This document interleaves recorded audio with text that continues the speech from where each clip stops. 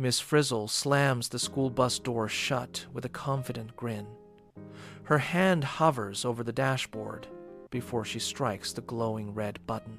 Instantly, the familiar yellow bus groans and shifts, sprouting sleek silver thrusters that ignite with a deafening, bone-shaking roar. Within seconds, they are no longer on a street, but piercing the vibrant blue sky at impossible speeds. The sky darkens from azure to navy, then to a deep, endless black.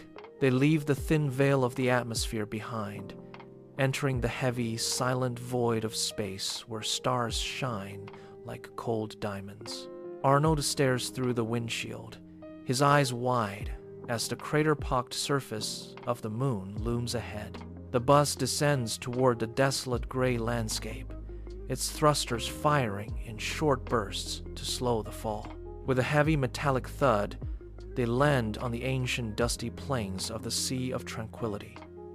Miss Frizzle hops out onto the lunar surface, her specialized spacesuit shimmering brilliantly under the harsh, unfiltered sunlight. She gestures widely at the vast, desolate horizon.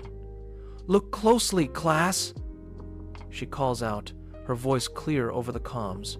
The moon has no air to breathe, no liquid water to drink, and absolutely no life. It is a beautiful, barren rock that has orbited our Earth for billions of years. Carlos steps forward, his boots sinking into the fine gray regolith.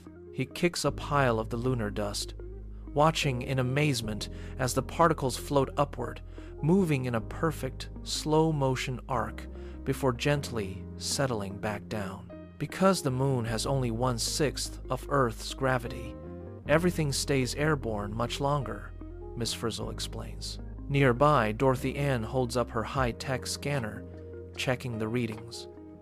"The temperature swing is incredible," she notes. "It goes from boiling heat in the direct sun to freezing cold in the shadows." Miss Frizzle adjusts her helmet, nodding. "There is no atmosphere to hold the heat in, class. It is a world of extremes." They walk together toward the rim of a massive, jagged crater that stretches for miles. This impact site formed billions of years ago when a giant asteroid smashed into the surface. "Miss," Frizzle says, her voice echoing the gravity of the history. "The moon acts as a silent shield for our Earth, taking the hits from space debris that would otherwise devastate our home planet." Suddenly, the ground beneath their feet begins to vibrate. A low rumble turns into a sharp rattling as a small meteor shower strikes the distant horizon, sending plumes of dust into the black sky. "Time to go, class!" Miss Frizzle shouts, herding everyone back toward the safety of the bus as the horizon glows with the force of the impact.